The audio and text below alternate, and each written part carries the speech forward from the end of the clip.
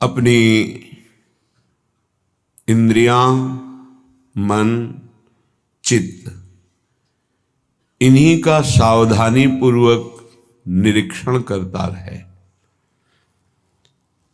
बंधन न कभी हुआ है, न है, न होगा। ये भ्रम का बंधन हो गया है। ना बंधा होने पर भी स्वयं बंधे होने का भ्रम हो गया है। ये भ्रम भगवत कृपा से जब ज्ञान का प्रकाश होता है या प्रेम का प्रकाश होता है तभी छूटता है। जड़ चेतन ही ग्रंथि परि गई, यद्यपि मृषा छूटत कठिनई। तो जब हमारी इंद्रियां, हमारा मन और हमारा चित्त, इनका बड़ा योगदान है भगवत प्राप्ति में। यदि हमारा मन सांसारिक भोगों का संकल्प विकल्प करना बंद कर दे और हमारे चित्त की एक एक वृत्ति भगवत चिंतन में लग जाए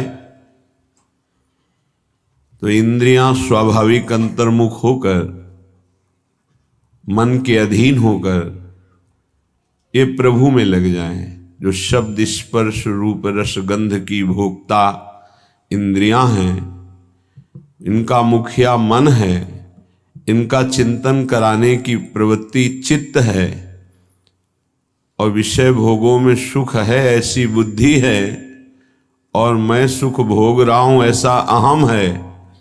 यही दुर्गति का कारण है। दुख, क्लेश, चिंता, भय, शोक, बंधन यही है।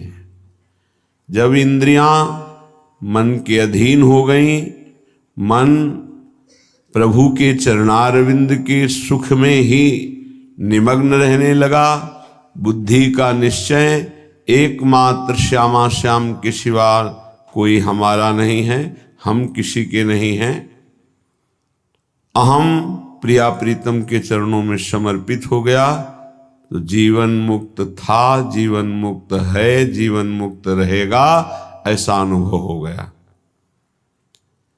जहां ये बंधन भ्रमात्मक हटा तो परमानंद की बाढ़ आ जाएगी। आप भावना भी नहीं कर सकते, संसारिक शब्दों में कल्पना भी नहीं कर सकते कि परमानंद सुख कैसा होता है,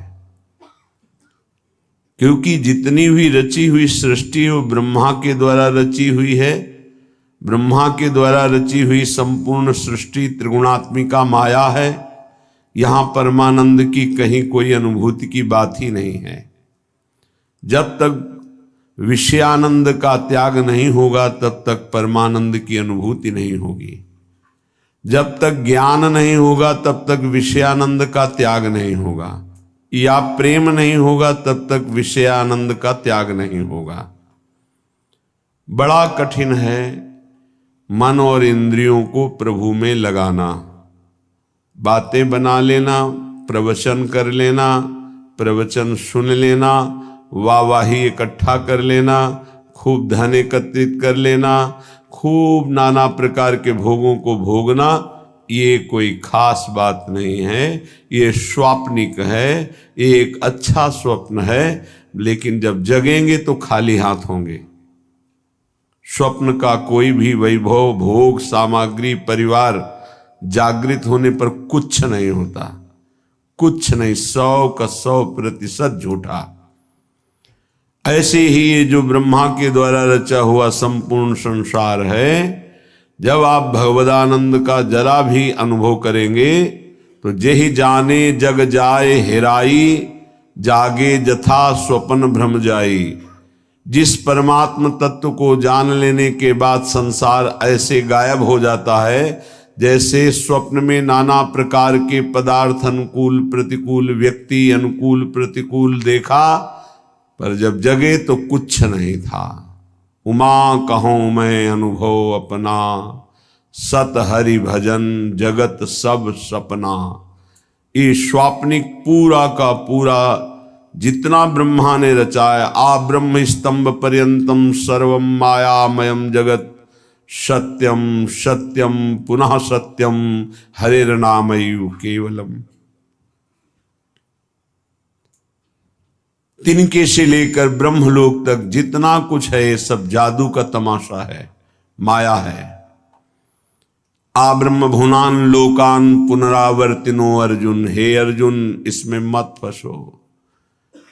ये सब बार बार जन्म मरण का चक्र बढ़ाने वाले हैं, मिटाने वाले नहीं हैं। यहां से लेकर ब्रह्मलोक तक एकमात्र सच्चिदानंद में वृत्ति लगा दे, चाहे गृहस्थ हो या विरक्त हो, अपने अपने धर्म का पालन करते हुए वृत्ति को नाम में लगाना है, नाम में जीवन करना है। अब समस्या ये है कि हमारा मन और हमारी इंद्रियां तो भोगों में लगी हैं, कैसे परमात्मा तत्व में लगे? तो श्रीपाद प्रबोधानंद जी महाराज कह रहे हैं, वशी कर तुम सक्यो नहीं नहीं मनागिंद्रिय गणों, गुणों भुवनैन्येकोऽपि प्रविशति सदा दोष निचयः। क्वायामः किं कुर्मो हरि हरि मयि सोऽप्य करुणः।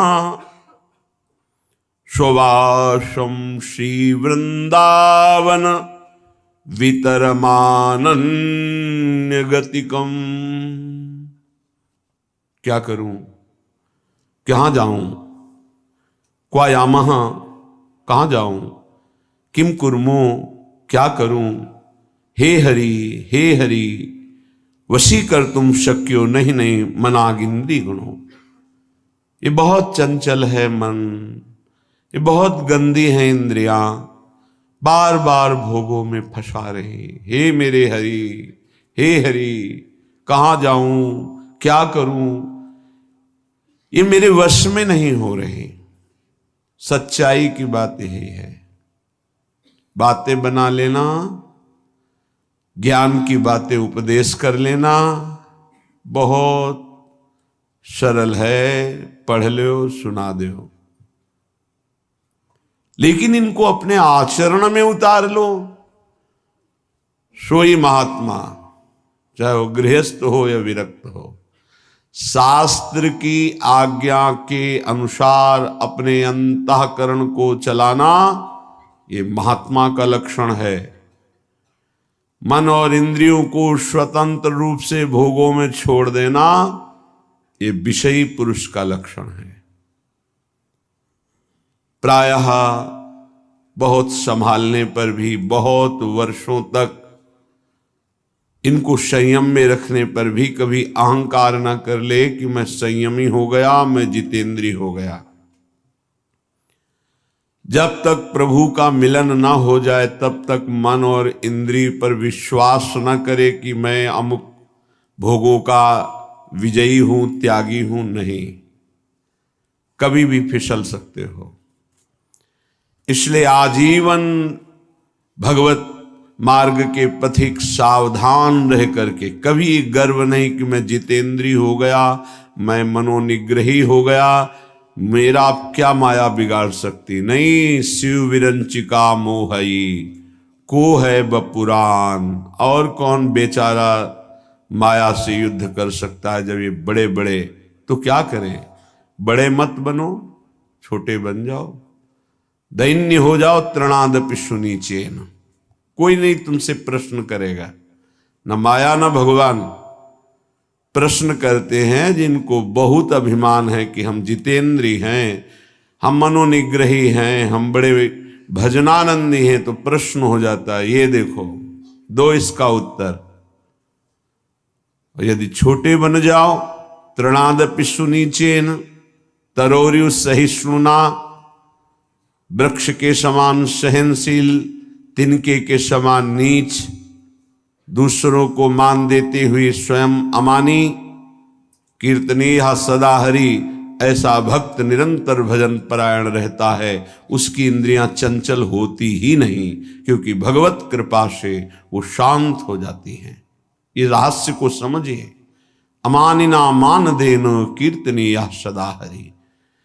यदि आप अपने में थोड़ा भी सद्गुण का अभिमान करेंगे तो माया प्रश्न कर देगी। माया के प्रश्न का उत्तर देना केवल भगवान की कृपा पात्र की ही क्षमता है, दूसरे की नहीं।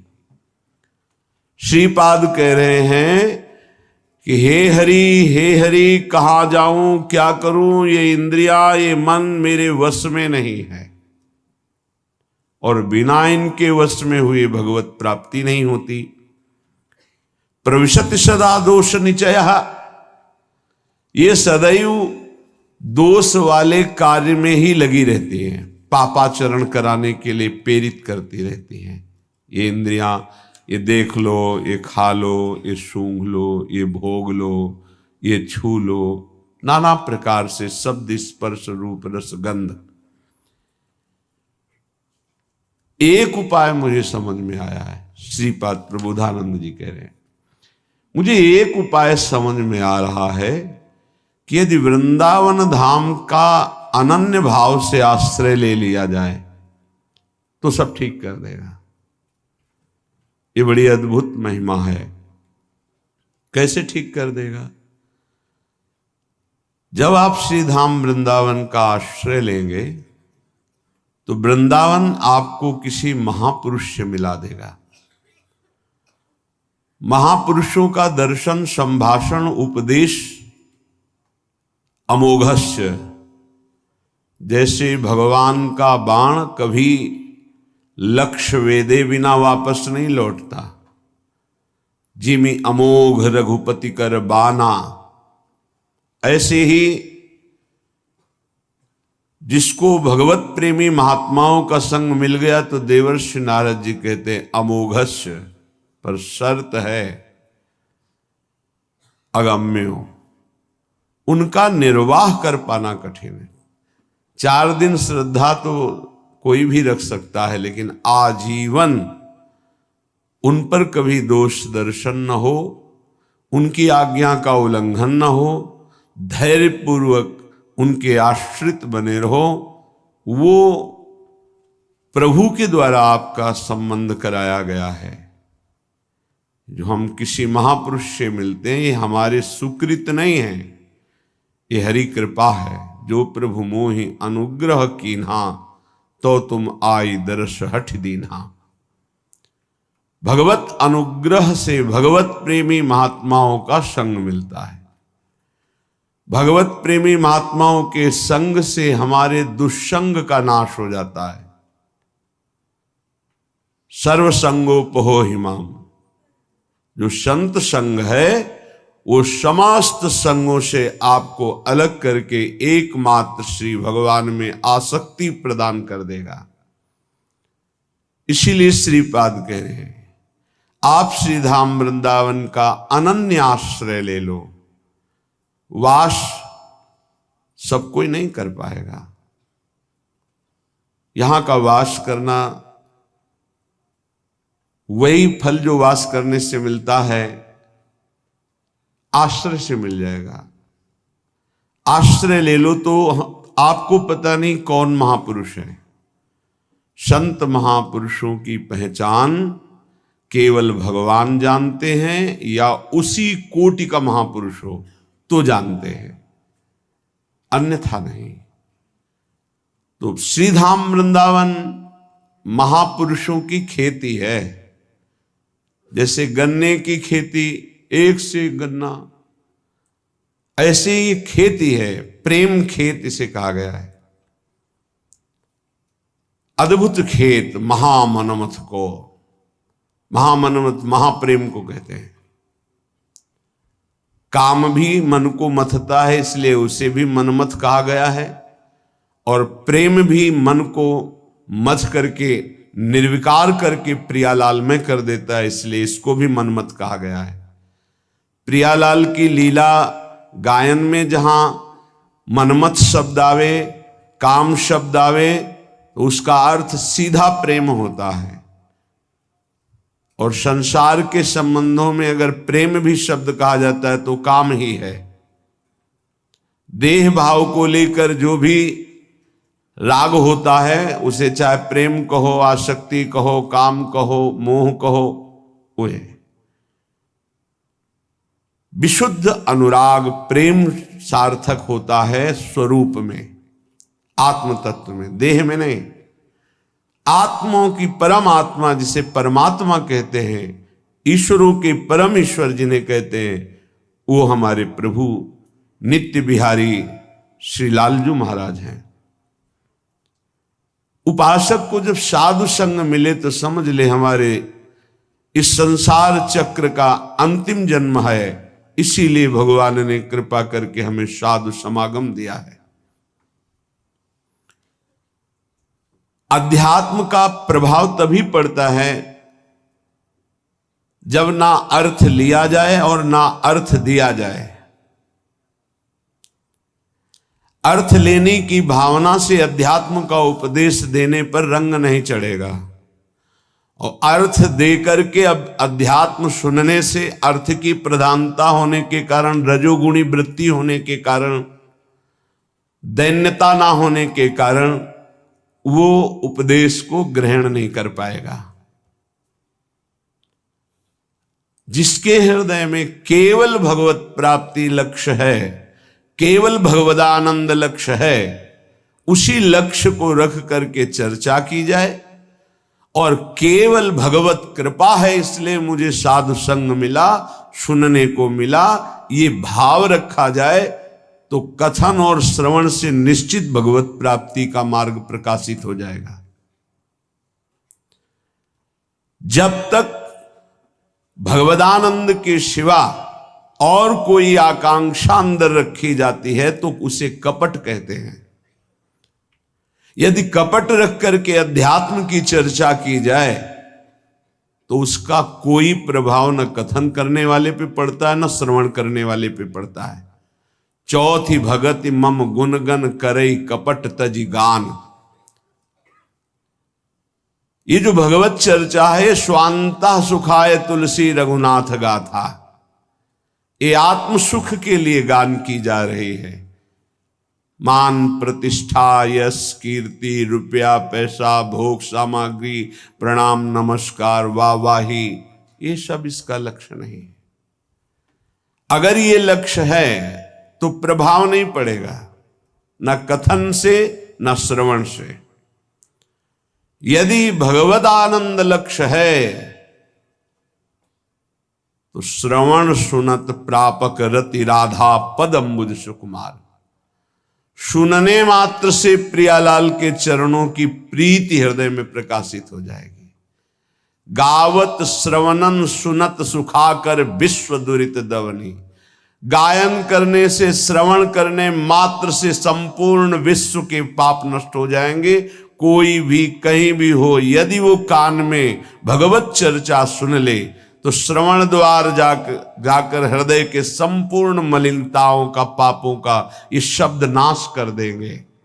क्योंकि निष्काम, निर्विकार, चिदानंद भाव की प्राप्ति के लिए लक्ष्य करके जब चर्चा होती है तो उसमें अद्भुत सामर्थ्य होती है। इसीलिए श्रीपाद कह रहे आप वृंदावन आ जाओ, एक दिन के लिए आ जाओ, इस रज में बैठकर चर्चा सुनो, तुम्हारे हृदय में निश्चित कोई न कोई शब्द अपना अधिकार कर लेगा। और एक शब्द पकड़ लिए पूरे सत्संग में तो आपके जीवन का परिवर्तन हो जाएगा, पक्का। श्रीपाद कह रहे जाति प्राण धनानियांतु सुयसो राशि परीक्षीयतां सद्धर्मा विलयम प्रयांतु सततम सर्वैश्चर्निर्भर्त्स्यतां आधिव्याधि सतेन जीर्यतु वपुर्लुप्तो प्रतिकारतः श्री वृंदा विपिनम तथापि न मनाक् त्यक्तुम ममास्तां मतिः न तुम्हारी जाति काम में आएगी, न तुम्हारे प्राण किसी काम के रहेंगे, न तुम्हारा धन तुम्हारे साथ जाएगा, न तुम्हारा परिवार, सब यही छूट जाएगा। देखो, जो पंचभूत हैं वो सबके एक ही हैं, पंचभूतों से बना हुआ है शरीर, जैसे हमारा वैसे ही आपका। इसमें कोई घटा बढ़ी नहीं है कि 80% हमारा, 75% आपका, 100% उनका, ऐसा नहीं। 100% पंचभूतों से जैसे ये बना है ऐसे आपका बना है, और 100% जैसे हमारा भगवान का अंश स्वरूप है आत्मा, वैसे ही आप सबके, किंचन मात्र कोई अंतर किसी से नहीं। ये जो विविध प्रकार के धर्म, लोक धर्मों की व्यवस्था की गई है, वो भगवत प्राप्ति के लिए की गई है। एक दूसरे पर घृणा, नफरत, लड़ाई झगड़ा, ऊंच नीच, इसके लिए नहीं की गई। एक लोक धर्म है। पर जब आप भागवत धर्म में स्थित होने की बात सोचेंगे तो तेज लोक धर्मान, श्री भगवान ने ही संपूर्ण सृष्टि की रचना की, ब्रह्मा जी के रूप में उन्होंने ये सारी व्यवस्था की युग धर्म के अनुसार। वही भगवान श्री राम जो हरि हैं, जिनके नाभि कमल से ब्रह्मा प्रकट हुए, सबरी जी के सामने बैठे कुश की चटाई पर, बड़े बड़े योगियों के द्वारा पावन किए हुए हृदय कमल में जिनका पधारना कठिन होता है, सबरी माई के सामने बैठे हुए। कौन है सबरी मैया? सब दंडकारण्य के ऋषि बड़ा ऐसा भाव रखते थे, दूर दूर। एक तो भीलनी, दूसरे स्त्री, तीसरे कुरु, मतंग ऋषि सबरी की भावना को पहचाना और अपने पास में कुटिया बनाई और कहा, बेटा तुम निश्चिंत होकर यहां भजन करो। ये बड़े बड़े ब्रह्म ऋषि जन क्यों नहीं समझ पाए सबरी जी को कि इतनी उच्च कोटि की महान भक्ता है? क्योंकि उन्हें अपने ब्रह्मणत्व का, अपने तप का, अपने साधन का, मैं महान हूं क्योंकि ब्रह्म ऋषि हूं, ब्रह्मणत्व है। ये भगवान किसी की भी कुटिया में नहीं गए, किसी की तरफ देखा नहीं, उनकी तरफ देखा जो सबरी जी पर भाव रखते थे। तो उनसे पूछ लेते थे कि सबरी मैया का आश्रम किधर है। संभाषण कर लिया, देख लिया, आश्रम किसी के नहीं। और जो ऐसा सोचते थे कि मैं तो इतने 1000 वर्ष से तप कर रहा हूं, भगवान तो मेरे यहां आएंगे ही, भगवान ने देखा भी नहीं, संभाषण भी नहीं किया। आश्चर्य है, भगवान सबरी जी के सामने कुशासन में बैठे हुए। सबरी जी एक एक बेर भगवान को दे रही है, जो रोज भाव से चयन करती थी। भगवान उससे बखान बखान के पार है। फिर भगवान सबरी जी की स्तुति करते हैं। जो नवधा भक्ति है वो उपदेश नहीं, क्योंकि भगवान के सामने ही प्रेमाग्नि में शरीर को भस्म करके वो भगवत धाम जा रहे, तो उपदेश दिया जाता है जो आचरण करे। सबरी जी में तो संपूर्ण प्रेम लक्षणा भक्ति का प्रादुर्भाव हो चुका है, जो नवधा भक्ति के बाद होती है। भगवान ने उसमें कहा कि जाति पाति कुल कर्म बढ़ाई, ये सब मैंने माना, मुझे ये कोई रिझा नहीं सकता। मैं अमुक हूं, मैं अमुक हूं, मैं अमुक। मानो एक भगति कर नाता, एकमात्र मैं भक्ति का नाता मानता हूं, और वो किसी के अहोवत्सो पचतो गरीयान यज्ञभ्यागे वर्तते नाम तुभ्यम। वो चांडाल भी जगत पूजनी हो जाता है जिसकी जिभ्या पर भगवत नाम हो। जो भगवान का भक्त हो चरणोदक लेकर पीना चाहिए, वो चाहे स्वपच हो, चांडाल हो, किसी भी कुल में जन्मा हो। और जो भगवान की भक्ति से विमुख है, वो कोई भी हो, वो इस सच्ची मानो वही स्पर्श करने योग्य नहीं है जो भगवान से विमुख है। और जो भगवान के सन्मुख है वही सर्व पूजनीय सर्व वंदनीय है। ये केवल एक मर्यादा बनाई गई लोक व्यवहार के संचालन के लिए। सत्य वस्तु ये है कि जो ये शरीर है वही सांप के शरीर है, जो ये आत्मा है वही सांप की एक आत्मा है। इतना भी भेद नहीं, इतना भी अंतर नहीं है। जैसे छोटा भाई बड़े भाई के चरण छूता है तो वो महान नहीं हो गया है, वो नीच नहीं हो गया छोटा भाई, वो बड़ा महान नहीं हो गया। एक मर्यादा है लोक व्यवहार की। तत्वतः दोनों में एक ही आत्म तत्व है, दोनों के एक ही पांच भौतिक शरीर से निर्माण हुआ।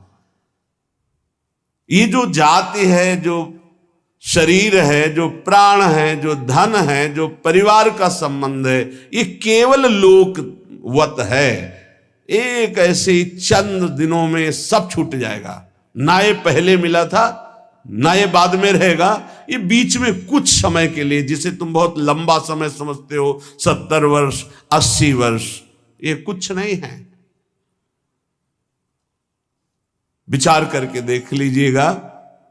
श्रीपाद कह रहे ये सब नष्ट हो जाएगा, छूट जाएगा। जिस लिए आए हो खास बात उसको तुम भूल गए हो। तुम परम धर्म की प्राप्ति के लिए आए हो। सावई पुंसो परो धर्मो यतो भक्ति अधोक्षजे। भगवान श्री कृष्ण चंद्रजू के चरणारविंद की प्रेम लक्षणा भक्ति नहीं मिली तो जीवन का कोई लाभ आपने प्राप्त नहीं किया। यदि आपको भगवत नाम जप, भगवत लीला गुणानुवाद, भगवत धाम आश्रयवास, भगवत प्रेमी महात्माओं का संग मिल गया तो अब आपके कल्याण में, परम पद की प्राप्ति में कोई संशय नहीं है। हां, थोड़ा धैर्य धारण कीजिए। यदि आपका कोई निरंतर तिरस्कार करे तो भी भजन को छोड़ना मत और भजन को खर्चा मत होने देना। श्रीपाद कह रहे हैं प्रयांतु सततम सर्वैश्च निर्भरताम। तुम्हारी निंदा करे, तुम्हारा अपमान करे, नाराज मत होना, नहीं तुम्हारा भजन खर्चा हो जाएगा। सह जाना तो तुम्हारे रहे हुए पाप नष्ट हो जाएंगे, भजन सुरक्षित, भगवत प्राप्ति। ये युक्ति है अपने भजन को बचाने की, भजन को बढ़ाने की, भजन को पचाने की। बहुत जरूरी है ये सहनशीलता। और कह रहे मेरे शरीर को सैकड़ों व्याधियां रोग आ जाएं तो भी निश्चिंत रहना, चिंता मत करना। ना भजन छूटने पावे और ना भजन का प्रयोग करना तो निश्चित इसी जन्म में भगवत प्राप्ति हो जाएगी। होता क्या है, 2-4 माला जपा, जहां समस्याएं आई तो भजन भी छूटा और संकल्प भी बना दिया कि प्रभु जो कुछ भी भजन साधन हुआ ये हमारी कामना पूर्ण हो जाए। अगर उसके समान भजन है तो हो जाएगी, नहीं है तो फिर नहीं होगी, तो आस्तिकता भी आपकी नष्ट हो जाएगी। ये परमार्थ है, इसको अंदर से समझने की चेष्टा करो। बाहरी व्यवहार नहीं है, ये अध्यात्म है। लेश मात्र भी भजन छूटने की इच्छा ना रह जाए। ये कैसे होता है? जब भजन से बढ़कर कोई सुखद वस्तु लगती है, व्यक्ति लगता है, परिस्थिति लगती है तो भजन छूट जाता है। ये आप बहुत धैर्यपूर्वक पकड़िए। भजन से बढ़कर जब कुछ लगेगा तभी छूटेगा भजन, नहीं छूटेगा। रक्षति संसार भयात् सदोष मप्य शेष देह भृद वृंदम वृंदावनमिति तेन प्रथितं तन्नोमि काननम किमपि। यहां का एक प्रभाव है कि चाहे जितना पापी नीच दोषयुक्त पुरुष हो, जहां वृंदावन का आश्रय और करुणा से कहीं उसको कुछ दिन वास करने की रुचि हुई, तो प्राणी समूह के समस्त पाप और दोषों का नाश करके अनिर्वचनीय भाव अंदर भर देना, यह धाम की कृपा। सत्य सत्य सत्य, अनिर्वचनीय भाव हृदय में भर देना, ये धाम की कृपा। कैसे वाणी की सामर्थ्य नहीं कि श्रीधाम वृंदावन की कृपा की बात बता सके। अपार असीम करुणा वरुणालय, तन्नौमि काननम किमपि, मैं नमस्कार करता हूं कि जिन इंद्रियों को वश में करना, मन को वश में करना बड़ा कठिन है, ये पापाचरण ही कराती रहती हैं। ऐसा पापी पुरुष, दोषयुक्त पुरुष कहीं किशोरी जी की कृपा से श्रीधाम आने जाने लगा, सत्संग सुनने लगा, बिहारी जी राधा रमण राधा वल्लभ लाल जी इनके दर्शन करने लगा, धाम की कृपा से ऐसा अनिर्वचनीय भाव जाएगा कि परिवर्तन हो जाएगा, वो दोष रहित हो जाएगा। बड़ा आश्चर्य होता है, 30-30 वर्ष से व्यसन कर रहे हैं, मदिरा पीना, मांस खाना, व्यभिचार करना और आदि आदि, और वृंदावन से शब्द गया, मिले बाद में पहले निर्विकार हो गए। ये चमत्कार कैसा श्रीधाम वृंदावन का, कि भूमि में बोला गया शब्द गया और उसका परिवर्तन कर दिया, और जिसका शरीर वृंदावन आया, यहां की रज लगी, उसमें अनिर्वचनीय भाव आ जाए तो कौन से आश्चर्य की बात है। जब किसी में भगवत कृपा से भक्ति का प्राकट्य होता है और भक्ति अपना स्वरूप दृढ़ करती है, तो उसमें ये 20 लक्षण जागृत हो जाते हैं। पूज्यपाद महामहिम सिउड़िया बाबा जी महाराज,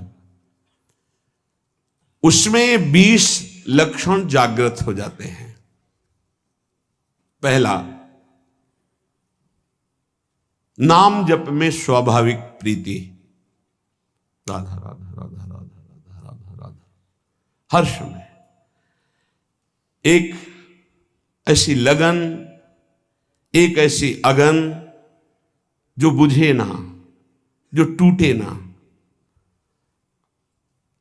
नाम के प्रति एक विशेष प्रियता। ये भगवान की ऐसी प्रचंड माया है कि रोज नाम महिमा सुनते हैं, पकड़ नहीं पाते हैं, रोज सुनते हैं। कैसे बड़ा विचित्र खेल है। हम सब सुनते हैं, हम सबको पता है यहां से नाम रूपी धन लेके जाएंगे और कुछ नहीं। उसकी तरफ से कितने हम उदासीन हैं। जो हमारे साथ नहीं जाएगा उसमें कितनी लगन है, जो हमारे साथ जाएगा उसमें कितने हम उदासीन हैं। उदासीन, कोई पीड़ा नहीं, नाम के बिना हमारा समय नष्ट हो रहा है। आप सोचो, कोई व्यापारी अगर वो 100 रुपये का घाटा हो जाए तो बर्दाश्त नहीं करता, क्योंकि वो और 100 रुपये प्लस मुनाफा ही चाहेगा। आप नाम के व्यापारी मानव देह प्राप्त करके नाम का व्यापार करने के लिए आए हैं, आपका नाम छूट गया, आप घाटा बर्दाश्त कर लिए, इसका मतलब नाम के प्रति महत्व नहीं है आपका। बहुत विचित्र माया। जब नाम महिमा सुनो तो लगता है आज से केवल नाम ही जप करेंगे। थोड़ी देर के बाद एक ऐसी हवा चली कि भूल गए कि हमने कुछ सोचा भी था नाम के प्रति। लाखों बार नाम की महिमा सुनने पर भी नाम में रति नहीं होती। लेकिन जिसमें भक्ति का प्रादुर्भाव हो गया तो पहला लक्षण है वो नाम में रति कर लेता है। ये भगवान की माया नाम में रति नहीं होने देगी, पक्का। ये भगवान की भक्ति ही नाम में रति होने देती है। लाख समझाओ, नाम में रति नहीं हो सकती। और सब कुछ करने का मन करेगा, नाम सुमिरन का ये निश्चित निश्चित निश्चित भगवत प्राप्ति। अगर आपकी नाम की माला चल रही श्वासों में, बस निहाल हो जाओगे। कुछ पकड़ो या ना पकड़ो, निहाल हो जाओगे। मान लो हमारी बात,